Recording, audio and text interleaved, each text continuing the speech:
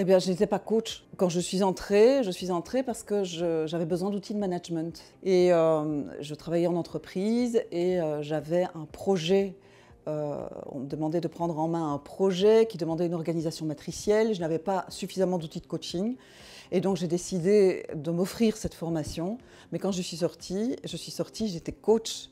Et j'ai décidé de laisser tomber tout ce qui était tableur Excel et analyse et les chiffres pour travailler avec les gens.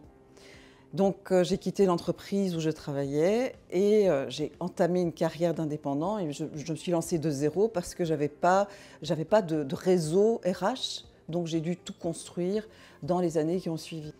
Depuis lors, je travaille en formation soft skills, formation management, formation en gestion de l'agressivité, gestion gestion du temps, assertivité, tout ce qui est communication, pas communication dans le sens marketing, mais communication dans la relation. Je coach des organisations, je coach des comités de direction, des directeurs, des équipes, et j'aime beaucoup travailler sur la cohésion. Pour moi, c'est une formation, et je ne veux pas dire un gros mot, mais c'est une formation écologique. Écologique dans le sens où elle va chercher la survie et la vie. On est dans un moment où tout change à une vitesse, comment je dirais, c'est une vitesse accélérée par rapport à quand j'étais gamine, par rapport à aujourd'hui. Il y a l'intelligence artificielle qui apparaît. Il y a eu Internet qui est apparu dans les années 90. Internet a changé le monde en quoi? En 10 ans. Aujourd'hui, il y a l'intelligence artificielle. Je suis persuadée que ça va changer le monde en quelques mois, en quelques années, mais très très courtes. Et les entreprises n'ont pas d'autre choix que de s'adapter. Et donc, comment s'adapter avec le moins de dégâts possible, avec le plus d'espoir possible, le plus naturellement possible.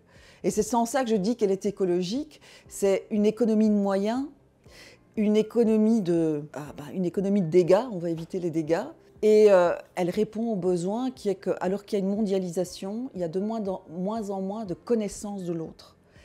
Et cette formation nous permet de nous connaître très intimement.